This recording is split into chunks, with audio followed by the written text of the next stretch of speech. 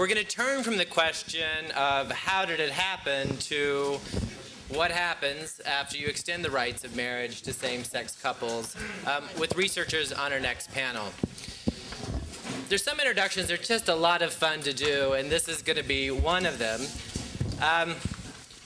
Back at the same time that Axel and Igel were entering their domestic partnership, I was in college coming out and looking for a job. And I wanted to be a lawyer in the gay rights movement, and there just wasn't a lot of choice at that time. You could go to the ACLU Lesbian and Gay Rights Project and work for Bill Rubenstein, or you could go to Lambda Legal Defense and work for Evan Wolfson. And many people in the movement often ask, what is the difference between Bill and Evan? They're both from Pittsburgh. They went to the same high school, the same college, and the same law school.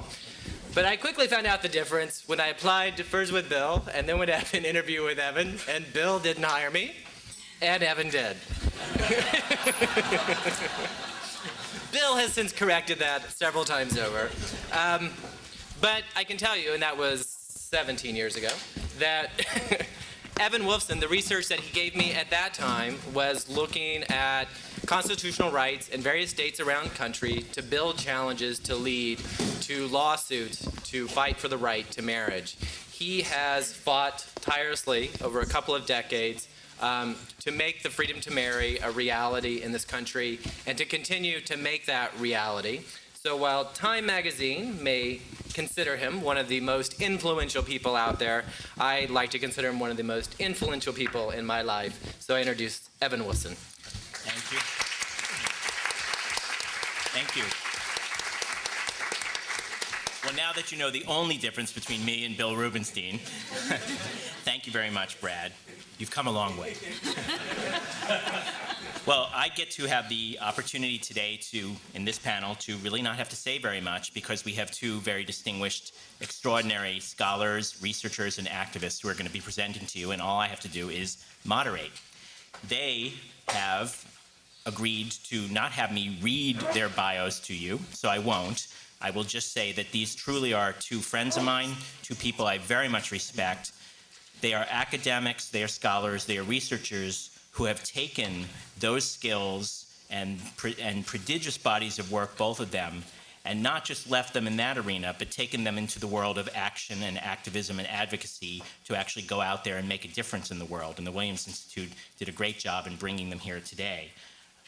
Although I said I would not read their whole bios, I do want to just mention one book of each of theirs because I know that authors like to have their books acknowledged, and these are both truly excellent resources for us to be aware of. So we have Lee Badgett, who's here with the Williams Institute, and her book, Money, Myths, and Change, The Economic Lives of Lesbians and Gay Men, has been widely cited and a very useful tool in rebutting one of the right wing's main pieces of propaganda that somehow gays are this privileged, unique, isolated group of people who hover above and therefore need no legal protection. And among Bill's many books and articles is his most recent one, in which he was a co-author with Darren Spedal of Gay Marriage, for Better or for Worse, which also tackled some of the propaganda put forward by the right wing, making ridiculous claims about the experience of Europe and others with regard to ending marriage discrimination and according same-sex couples legal protection, showing how, in fact, countries and jurisdictions that have done that have actually had families helped and no one hurt. So these are two great scholars, two terrific people, two wonderful activists and advocates, and they're going to talk today about what is the knowledge, what is the state of knowledge out there, and what can we learn from it, and how can we use it. So did we decide who's going to go first? It is a great privilege to be here. I appreciate the Williams Institute, Evan, and particularly my old friend Lee Badgett. I'm going to focus on Scandinavia. I think Lee's going to focus on the Netherlands, making it very appropriate. Now, for many centuries in Western and Eastern culture, same-sex unions have been legally recognized either as marriages or as unions, but they have generally not been recognized in the modern West, the countries of North America and Europe. The first major recognition of same-sex unions, not completely equal, but the first major recognition was in Denmark in 1989. The Danish Registered Partnership Acts were followed by the other Scandinavian countries in the 1990s until Finland in 2002. And what my book with Darren Spadali does, and we do have a website, www.gaymarriagebook.com, very easy to remember. What we do is we focus on the Scandinavian, particularly the Danish evidence, and their experience with registered partnerships. And we try to tie that experience with the U.S. debate and what we might learn in the spirit of the Williams Conference today. After an intellectual history of the same-sex marriage movement in this country, which we can talk about in Q&A, we do three things in the book. Thing number one is that we give the background and the history as well as the practical experience of the registered partnership laws in Scandinavia, particularly in Denmark, where we interviewed several couples as well as compiling statistics. Secondly, we ask about and interrogate the bearing of the Scandinavian experience, 17 years now in Denmark, on the U.S. opposition to same-sex marriage, particularly arguments forwarded by Yale professor Robert Bork and other eminent intellectuals. And then three, we make some predictions about the future. Now, there are a lot of interesting findings in the book about the patterns of registered partnerships in Scandinavia. We'll use Denmark as our exemplar, but most of what I say is going to apply to the other Scandinavian countries as well. The first point, and it's in many ways a discouraging one, is that the number of registered partners remains very modest in all of these countries. It's a little bit over 2,600 existing registered partnerships now in Denmark. And though you don't know exactly what percentage of the Danish population is gay or lesbian, by a fairly reasonable estimate, probably less than 1% of lesbian and gay Danes have taken advantage of the registered partnership law. But as you see from the chart, the numbers have gone up each year. These are the cumulative numbers netting out the divorces. So we still don't know where this is going to plateau. We still don't know exactly where this is going. Now, what about the people who are registering in Denmark and these other countries? Can we make some generalizations about them? We can actually make a lot of generalizations about them that carry on through all the countries. The first and most important one is they're going to be urban dwellers. Most of the Danish registered partners are in Copenhagen. Most of the Swedish ones are in Stockholm, et cetera, et cetera. The rural areas and small towns are greatly underrepresented in all these countries. The major urban areas are greatly overrepresented. We can make some generalizations about their occupations, and I'm afraid, Lee, that this plays into the hands of Justice Scalia. Now, this is not a random sample, but as a matter of fact, most of the people who do register in Denmark are either professional or white-collar types, and we have another diagram in our book which gives the number of Danes that fit in these categories, and it's about 38% of the total number of Danes, and more than 50% are either executives, managers, or professionals. So the ones who actually take advantage of this institution tend to be middle class or even upper middle class. They also tend to be male. Now here I give you the Swedish figures, but the Danish figures are very similar. In all of these countries, the initial year of registration is obviously the biggest number. There's a huge pent-up demand. And in all the countries we surveyed, except for Iceland, by a large margin, there are many more gay couples registering than female couples. Though, as you notice in Sweden, and this is characteristic of all the countries, that the numbers have equalized out in the new millennium. And finally, very few of the couples thus far are raising children.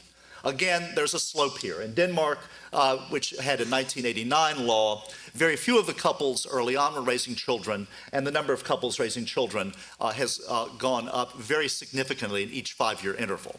So that now more than 15% of the couples are raising children, and there's every reason to believe that that percentage is going to continue to increase. Now that gives you a snapshot, and you can read our book or go to the website, frankly, for free, and read about some of the couples that we interviewed and some of their lives. Now, I think that's instructive just per se. Another way that this might be instructive is how does this fit into the arguments about same-sex marriage in the United States? As many as you know, the arguments in favor of same-sex marriage have basically been equality arguments from the very beginning. The arguments against same-sex marriage have been highly mobile. They've started out with these definitional arguments such as you talked about. It simply cannot be. And then Denmark and these other countries have falsified that argument. But the opponents have been in no way deterred in opposing same-sex marriage simply because some of their arguments go away. And the arguments for the last 10 years, from about 1996 to 2006, have primarily been what you call the defensive marriage argument. And that is that marriage is an institution which benefits everybody, particularly children, has long been in decline in the United States, in the Netherlands, in Denmark, and other countries. And the arguments by opponents of same-sex marriage, which include people like President Clinton, as well as Reverend Falwell, a large swath of the American political spectrum, The argument by these opponents of same-sex marriage is that the decline of marriage will become more precipitous, will become much worse if we adopt same-sex marriage, which would be a radical change in the definition of marriage. And indeed, in the debates over the Federal Marriage Protection Amendment in 2004, the leading opponents of same-sex marriage, Judge Bork, Senator Santorum, Representative DeLay, and others, explicitly made a Scandinavian twist on the same-sex marriage argument, the defensive marriage argument. And their argument was, not only is this true theoretically, but it's actually true practically, that Scandinavia has adopted same-sex marriage and it has destroyed marriage in Scandinavia. So what Darren Spadali and I do is we ask, let's look at the evidence.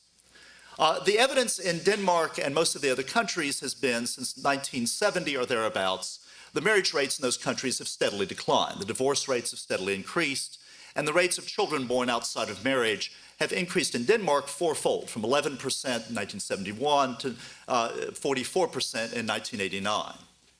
Now, if Judge Bork et al. Were correct that the recognition of same-sex unions, and in Denmark, registered partnerships are treated as marriages verbally and by straight as well as gay Danes, you would expect to see the decline of marriage, the bottom to drop out entirely. Not just a continued decline, but a steeper decline. You would expect to see divorce rates start soaring, and you would expect to see non-marital children rates soar even faster than they have. Now, as you can see from this data, remember 1989 is the date in which the statute was adopted. You can see from the data that marriage rates don't go down. Marriage rates, in fact, go up. Is that caused by registered partnership? Not necessarily. But it certainly is a big hit to the argument that same-sex marriage is going to be fatal to the institution of marriage. You might also notice that the divorce rates bop around a bit and end up about where they were before. Similar but messier evidence from Norway and Sweden. Now, what about the non-marital birth rate? Look at Denmark. Denmark up fourfold in a period of less than a generation. Same-sex marriage, has that destroyed the non-marital birth rate? Of course it has not. The non-marital birth rate has basically plateaued since 1989, and it's even gone down modestly in the new millennium. In other words, the defensive marriage argument, and particularly the Scandinavian twist, are a lavender herring. Now, what other lessons might we learn from the Scandinavian experience? Well, there are a number of lessons that we might want to learn. Well, one is that gay marriage doesn't harm the institution. It's a nonsense argument. A second lesson that we might want to learn is that state recognition of same-sex unions is going to be uneven. That's not on the list there. It's going to be uneven. And part of what we do in the book is we look at various parts of the United States, analogize to Scandinavia and to Europe, and argue that there are certain jurisdictions, mainly in the Northeast and the Pacific Coast, where we ought to be successful in the foreseeable future, either in getting marriage or civil unions or the equivalent. There are other segments of our society, such as the Deep South and the Mormon West, where we will not be successful, and that this struggle is really going to be regionalizing for the foreseeable future. Moreover, we hypothesize that much of the struggle is going to be in the legislature. Note in Scandinavia, same-sex marriage and registered partnerships did not come through judicial decisions. They came through the parliament, exactly as in the Netherlands. And this, it seems to me, is going to be the situs of struggle in the United States. That whatever we end up getting is going to be mainly through the legislative process. Now, does that mean the courts are irrelevant? Of course not. Does that mean the courts are unimportant? Of course not. Because even if courts cannot deliver us same-sex marriage or even civil unions, what courts can do, and they have done this in a number of jurisdictions, is they can reverse the burden of inertia. This is exactly what they've done in Massachusetts, where I think same-sex marriage will probably stick. So it is still very important to do litigation, such as the important litigation that's being done here in California. And then there's the final and most dramatic finding, and that is that same-sex marriage and all of these institutions that we've seen in the Netherlands and in Europe, as well as the United States, are part of a larger shift in family law in the Western society. And that is, when I was growing up, when Evan was growing up, much later, it was all or nothing. You either had no rights and benefits or you got married, where you got a gajillion of them. What we have seen for straight couples, as well as increasingly for lesbian and gay couples, is that couples in the West are moving toward a menu approach, where couples will have a choice, and increasingly the same choices are going to be offered to lesbian and gay couples as are offered to straight couples. The choices at the top reflecting very little necessary commitment, but also only a few benefits and obligations. The choice at the bottom, which is covenant marriage, offering lots of benefits and a little bit more obligation than marriage offers in most jurisdictions. And it seems to me that's the reality. The reality of, it seems to me, family law, the same-sex marriage issue, totalizes public attention, which is fine but delusional. Because the fundamental shift that's going on in Western family law, for better or for worse, if you're pro-choice, this looks good. And you can even edit your menu, through contract. If you're pro-marriage, this doesn't look so good, because this means that marriage is being diluted with these other competitors. And the ultimate irony with which I shall end is that the ultimate villains in the decline of marriage, to the extent law has anything to do with it, which it doesn't, are the traditionalists. Because the traditionalists, by avidly opposing same-sex marriage, are forcing the political process in France, in Germany, in Italy, in Vermont, in New Jersey, in California, in Hawaii, in Vermont, all over the country, all over the world, are forcing the political process to create new institutions which often are offered to different sex as well as same-sex couples, i.e. creating new competitors for marriage for different sex as well as same-sex couples. And as in France, the different sex couples are most of the Pax Civile. In the Netherlands, I think they're most of the registered partners, etc. These are very popular with different sex couples who are flocking away to marriage partly for that reason. So I close with that irony and turn it over to my esteemed colleague, Professor Badgett.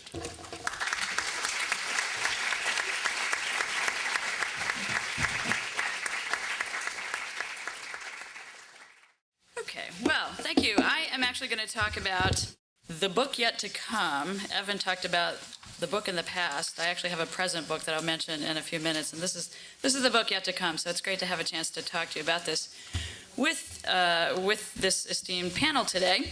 And like Bill, I see Europe as a social laboratory. I spent a lovely year in the Netherlands a few years back and realized that the events that the Netherlands had lived through and that the Scandinavian countries had lived through and other countries in Europe had lived through helped us get some perspective on some of the key questions that have been dividing people in the United States around this issue of same-sex marriage. These are the questions that I think that I want to speak to and speak to in the book. Will gay people change marriage? Will marriage change gay people? Are we moving too fast in the United States? That's a big concern. And do we need to start with some kind of alternative to marriage? So you can get a little bit of a sense that some of the things that I talk about and that Bill and Darren have talked about in their book are complementary. We look at them somewhat differently, I think, but for the most part, they fit together fairly nicely. While I was in the Netherlands, I formally interviewed same-sex couples about their decisions to marry or register as partners or not. It's an interesting and very different case from Denmark and the other countries because you have a lot of options in the Netherlands. As you've heard about already, I'll try not to repeat too much. I spent a year interviewing people to find out things that you learned in the course of Boris Dietrich's speech in a few minutes. And I also did a lot of comparative work looking at the U.S. and comparing it to the Netherlands and other countries. We'll tell you a little bit about that. So let's start just with the first question. This is just going to be a very quick overview. Will gay people change marriage? We have our straw Stanley that we've been kicking around. Stanley Kurtz is the most famous person in the U.S. to promote this idea that gay people will irreparably and have irreparably harmed marriage in the Netherlands and in Scandinavian countries. And I'm not going to go over this argument because I think Bill and I both have been through many rounds with him, and I think Bill kind of adequately captured the idea that all of the things that he claims are bad, that all the bad things that he claims happened as a result of same-sex marriage or registered partnership had really already happened in those countries. So there's not a lot more to say about that, although I think people do find that looking at this question about heterosexual behavior helps to think about whether or not gay people will change marriage. But what I found was it was really important to separate out thinking about marrying, to marry as a verb, compared to marriage as a noun in understanding what's been going on. It's hard for most of us to wrap our heads around the idea that letting a few more people get married will somehow change the incentives that straight people face to marry, or change the way that they, the choices that they will actually make. I actually am not really convinced that behavior is the only way to measure it, though, because I think the cultural idea of marriage shapes what options people are choosing from, what they look like, what they think about these particular options. It's not just incentives that matter, and that's a very profound thing for an economist to say. So I'm trying to take this argument very seriously and to think about ways that this might actually happen. But it's very hard to find ways that the idea of marriage has changed in a damaging way. But to go back to the behavior for a second, when I interview couples about why they married, it was quite clear they marry for the same reasons that heterosexual couples do.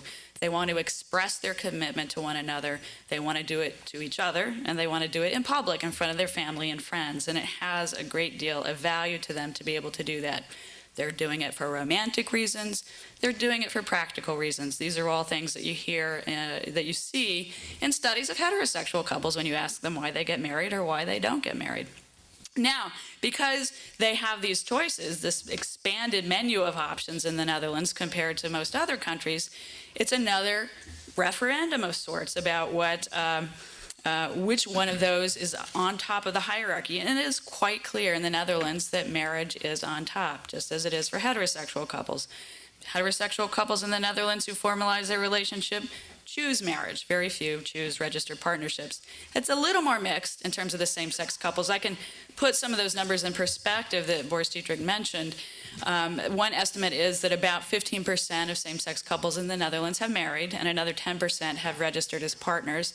I think if couples could have married for longer instead of having just the registered partnership option, it's pretty clear that there would be many more marriages than there are registered partnerships. But it actually costs a lot of money to get married in the Netherlands. I was kind of surprised, hundreds of euros. And if you want to convert your registered partnership to a marriage, you have to go to a lawyer and spend more money. And so a lot of couples told me, you know, we'd like to really be married, but we think of ourselves as married even though we're just registered as partners. We don't want to spend the money. And on Monday morning, it's free. This is an interesting thing. You see, Dutch frugality. At least half of the couples I talked to who had married had gone at 9 a.m. on Monday morning because it was free.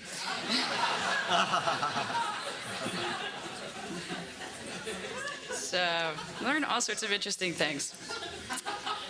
So what about this idea of marriage as a noun, as an idea, as a cultural concept? So the numbers aren't big. And again, you might say, well, how the heck could 1,200 couples a year possibly change the way people think about marriage? But again, I think that's not really the right way to look at it. Marriage is a public act. Lots of people come to weddings. That means that a lot of people are going to see, many more people will see gay couples get married than gay couples themselves will get married. So this cultural leverage does provide some way to think about whether or not the idea of marriage will change. And as I said, marriage as a concept, as it currently exists, is recognizable by lesbian, gay, and bisexual people in the Netherlands. They think of marriage in the same way as heterosexuals, as I said. But more importantly, heterosexual people in their friends and family circle recognize them as married. In fact, they sometimes act as the marriage police. They will remind people that they are supposed to use terms like husband and wife, not boyfriend or girlfriend or partner. The right term to use for the person you're married to is your spouse, is your husband or wife. They will remind them when it's an anniversary coming up. They send cards, letters, bring cakes, and they remind people who might otherwise be a little bit forgetful, which is a good thing. Very helpful. So marriages are recognizable. Heterosexuals, many people pointed out that they had family members who had had some issues around the marriage, but through a process of working them out, sometimes, usually with the help not so much of the same-sex couple itself, but with the friends and family members of the relatives who were having a hard time, they actually came around quite quickly to the idea that this was an appropriate thing to do. And so you now have heterosexual relatives telling their gay and lesbian sons and daughters in the Netherlands that they should get married. When are you going to get married? You've been living together for a long time. So those same kinds of expectations happen. And in fact, the best thing about same-sex marriage from the Dutch parental perspective, I'm told, is that a lot of heterosexual couples don't get married, and their parents don't really like that very much, and so they are often thrilled when their gay sons and daughters get married. They like having the big party. There are a few differences, though, that you see, and again, they're not very surprising. One is an intense awareness of how political marriage is as an institution. The couples I had spoken to were not active in the movement to get the right to marry, but they were very aware of the fight that had to be won in order to have that right. And they're very conscious of what's going on in the United States. Many were better informed than I was about the day-to-day happenings in San Francisco, which was going on while we were there. And politics and marriage don't go together very well for some people on the religious right in particular, who would like for us to think of marriage as this eternal institution that's never changed, that has some core meanings that are threatened, rather than being what we know marriage to be, which is a living, breathing cultural institution. I'll just mention, and maybe we can talk some more about this later, there certainly is more feminist suspicion of marriage, especially among lesbian couples. And that is probably one reason why marriage rates are not higher than they are in the Netherlands. But I will say that many feminists were also quite willing to get married, and they used marriage as an opportunity to say one more time, marriage doesn't have to be organized traditionally. Look at us. We're two women getting married. We don't have the traditional division of labor and traditional expectations for being spouses, for being two wives or two husbands. So again, it's important to put that into the perspective of what's happened to marriage in the Netherlands as a whole, which is that it's also become degendered, just as it has here in the United States. The legal gendering of marriage has been pretty much stripped away. Marriages of different sex couples don't look as egalitarian in some ways as do same-sex couples' marriages or relationships, but they have changed quite a bit. Women work more often when they're married. They contribute more to the family income. There are other markers that show that people have expectations of equality within marriage, not of some kind of hierarchical relationship. Okay, I got 1 minute, so here we go. Here's a quick review. Okay, will marriage change gay people? Mostly for the better, that's all I'll say. There are some concerns, though, about whether or not this will mean the end of gay culture, complete assimilation. And there certainly is a new social acceptance. I think it does raise some challenges for the gay community to think about. At the same time, though, it's important to remember marriage makes gay people more visible. That happened in the Netherlands. Bill and Darren talked about that in their book as well. And visibility in and of itself reminds us that the work is not done. Some of the laws have changed, but there's still a lot of cultural residue of homophobia and inequality. My new book, I knew I would get to this eventually, the book that's out and available for you, if you're interested in purchasing copies of either Bill's book or mine, is on sexual orientation discrimination, an international perspective. So we look at many different countries where laws are quite good about protecting against discrimination, and yet inequality and discrimination are still characteristic of those countries. That's probably about all I have time to talk about. We can talk some about the menu of options and the alternatives to marry, but I'll leave that for the discussion. Thanks.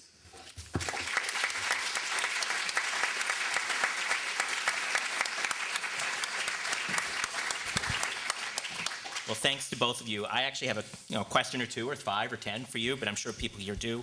Before we go to the questions, though, do either of you have any comments that you want to make on either your presentation? Okay, well then let me throw out one question at least to get the ball rolling. Both of you now have extensively and exhaustively refuted the anti-gay claims, Stanley Kurtz's and others, which make their way throughout the talking points, that somehow there's this body of evidence out there that shows that gay people will harm marriage, when in fact it's really the opposite, and you've now shown that, and yet the opposition obviously doesn't stop. I know when I'm talking on this subject, I've taken to quoting Ronald Reagan, and no offense, Lee, but Reagan was out there and he said that one definition of an economist is somebody who sees something happen in practice and wonders if it will work in theory. And I use that point to suggest that they're making very complicated something that actually will just be fine, and that we know from Canada, Massachusetts, and so on is working out just fine. But given this reality that the opposition is going to be out there, as you're thinking about this and moving forward, what do you think are the next big, powerful arguments that the opponents are going to be throwing at us, that are going to have some traction, and what are the best ways we can respond to them, anticipate them, and refute them? Well, I think they've already gone there. We can see this after the publication of our book. The Scandinavian argument for the Bork side has vanished, pretty much, in the literature. Although Kurtz still publishes things. I think it's gone to the children, Evan. This is what, in the United States, unifies the adoption issue and the marriage issue. And the argument is not going to be the sexual predator argument. The traditional argument about lesbians and gays and children is the vampire lesbian or the sexually predatory. This is literally true. I mean, this is literally what a third of America believes, that lesbians are vampires and that gay men are sex predators. So that's one point I might add, that a third of America is prejudiced against gays and lesbians, and any argument will be acceptable to a third of America. Okay, but they're going to want an argument that sounds respectable, and then there are these moderate types. And it seems to me the kind of argument that prevailed in the Lofton case and the kind of argument that I think the Supreme Court would accept, say, in a marriage case, the current U.S. Supreme Court, would be the legislature has the discretion. See, any kind of regime that gives advantages is expressing a norm, okay? And it might be expressing the norm in a very mild way. And the argument would be that marriage, by encouraging straight people to join and procreate, though not all of them procreate, right? That is the norm that the state is expressing, that is the goal for all Americans who can achieve it, okay?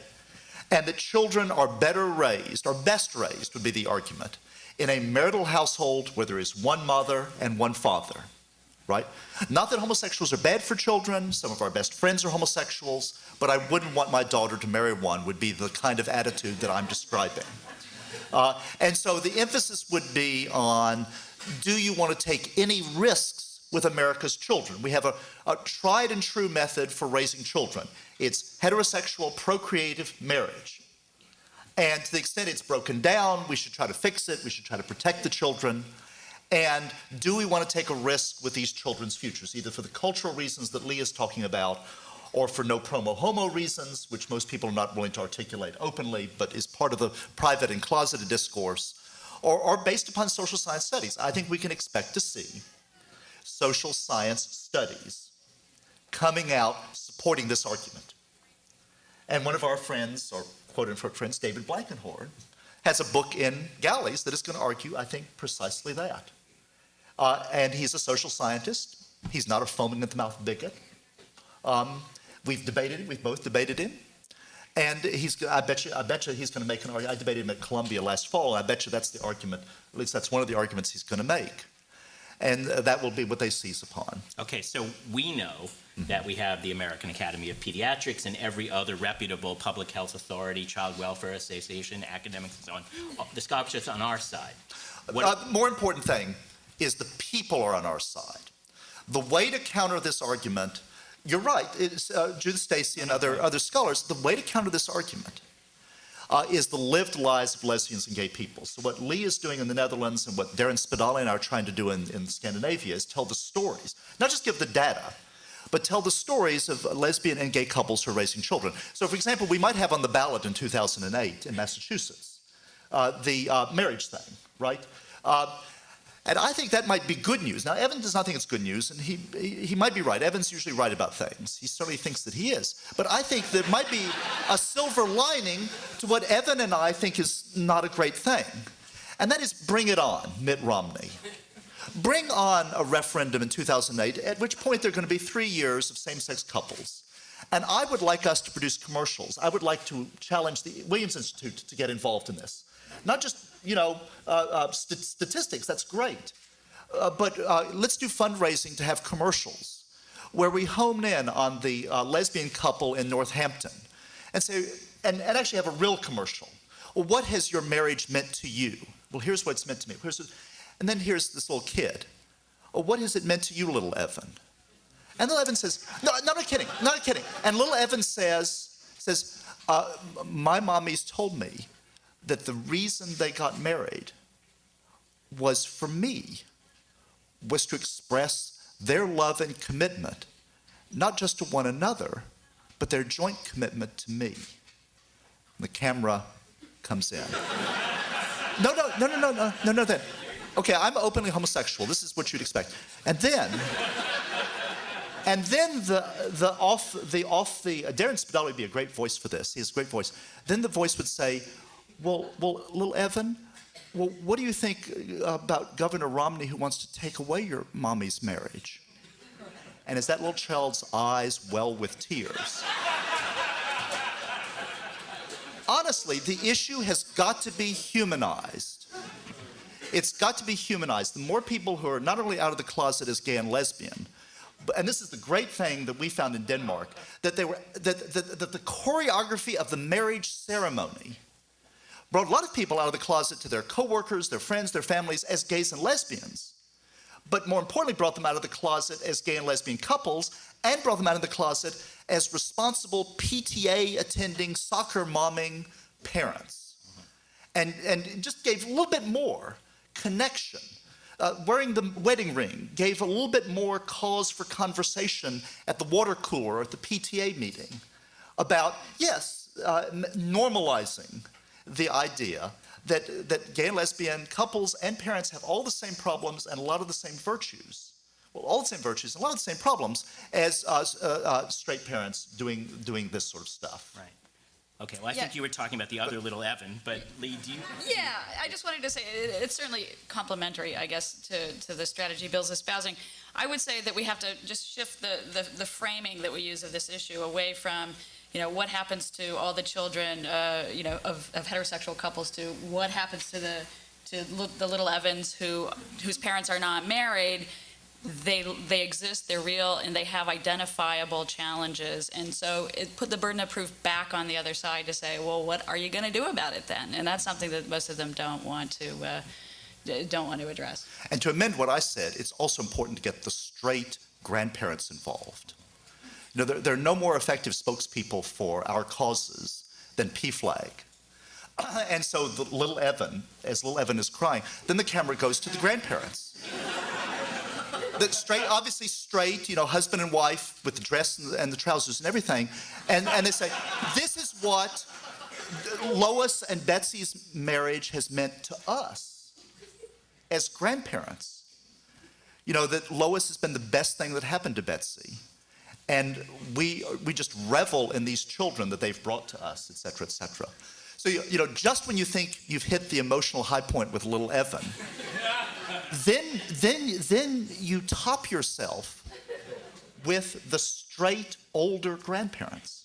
Okay, and I could go on and on with strategies like this, media strategies like this, but you get the idea, obviously. Okay, why don't we open it up then? A follow-up on the point that you just made, how important do you think it is then that Rosie O'Donnell is on The View talking about her relationship with her partner and her kids all the time? And in fact, the Republican on the show, that is the one common element that they have. And this goes before all this primarily female audience every day. I think you hit the nail with your head. Yes, I think that's very important. I think it's more important than having like openly gay and lesbian celebrities and that sort of junk. I think it's much more important to have normal, openly lesbian and gay, like just folks doing folks things, partnership. I was actually on the Rosie O'Donnell cruise last summer. I think that's an important plus. I think that's there were straight people on the cruise with their children. It was mostly lesbians and children, and me. But and that's a great thing. Publicizing gay and lesbian families. Now, in many ways, I feel ambivalence about this because, making this postmodern media phenomenon something that is really personal and intimate. So I feel a little bit of, even the schmaltzy commercial that I just gave to you, I feel a smidgen of ambivalence, though not really much. But I think that is very important. that it be something that is taught. I think the Lynn Cheney thing is also tremendously important. I don't know if she's a credit to her sexual orientation the way that Rosie is, but it's very important that Richard Cheney, Darth Vader, Alliance of Evil, Richard Cheney, on shows, on interviews, in vice presidential debates, it is an appropriate topic of conversation that sometimes he bats away to say, well, what about your wonderful daughter who's going to give you a grandchild? Now, the most he can bring himself to say is, I love all my grandchildren, including this one. Well, okay, but that's like 4,000% more than you can get, etc. And the more, so it's not just the churches. I quite agree with Lee and the churches are very important, but it's also within conservative Republican Party, within warmongering communities, all over. It's very important that we be a part of the conversation. Absolutely. Other questions? Now, I've never actually watched The View, so I don't have any views about the aesthetics of the program, etc. Yeah, speaking about the impact of religion on the whole issue, what about the preacher from the Crystal Methodist Church, Crystal Methodrine Church, I guess, is this Haggard? And what about the bankruptcies of the Catholic dioceses from the children predator priests? How do you manage to distinguish yourselves in the press? Because there always seems to be a kind of a tie. They always seem to say that there's this darkness coming in from the gay and lesbian community that's having this impact. How are you going to counter that in your commercials? Well, first of all, you do not make a commercial about the predatory priest. That is not our commercial. But secondly, here is our discourse. But correct me if I'm wrong. Our discourse about this is the predatory priests and this Haggard guy, this is the price of the closet. Like, duh. If you have a regime of the closet, particularly in our sexually liberated society, where people have an expectation of sexual satisfaction, we now believe that part of living a full life is having a sexually satisfying life at some level. In this kind of society, it is quote-unquote unnatural to expect somebody who is attracted to other men or other women, same sex, to then lead a chaste life. I mean, the price of the closet, I think, is borne by unsuspecting spouses, is borne by children, is borne by these parishioners, etc. It's a broader campaign. It's a slightly akimbo campaign, but it's also a very important campaign. That you're not going to make progress, and we need the fact stuff on the reparative therapy movement. Sexual orientation is not like going to Walmart and choosing a pair of jeans, right? That it's much more complicated than that, and that you're not going to make progress simply by denying. Now, that is a very hard lesson for parents and for many Americans to assimilate, and so that lesson should not be ladled on really hard, and I think we should not demonize the Roman Catholic Church for what many of us think is its hypocrisy. We should not demonize fundamentalists. And I think the gay and lesbian community has responded very maturely to the Haggard business, is that we should sympathize with somebody who himself is probably a victim of the closet. But certainly we should strike back immediately and hard by any kind of public effort to say, see, this is what homosexuals are. No, this is what internalized homophobia is, and this is what the closet is. Yeah, I guess I would agree that there probably is more that we could do to talk about what the harms of homophobia and prejudice are. I do think, though, that to move people in the middle, we want to start pursuing some more positive arguments as well. And one of the big ideas that we work on here at the Williams Institute is that equality is good for everybody. It's good for the couples, same-sex couples in Little Evan. It's good for state governments and their budgets. It's good for heterosexual people who now know what their families, who is in their family. And it's good for the state's businesses as well. So these are all arguments that, there's not going to be any one magic bullet argument. I think we have to try many different kinds of strategies, but we ought to be ready to be a little more proactive with our strategies than we have been, I think. Well, I'm getting the signal that that's our time, but I want to point out that in addition to a wealth of information and some brilliantly named commercials, we now have also a point that both speakers have made. And that is that, in addition to the specific arguments and specific points, that the marriage discussion, the marriage debate, brings visibility, prompts conversation, and gives us the opportunity to engage people. And that is what's going to really bring us to where we want to be in the United States and around the world. So with that, I thank you, Lee, thank you, Bill, thank the Williams Institute, and thank you all. Amen, Lil Evan. Amen, Lil Evan.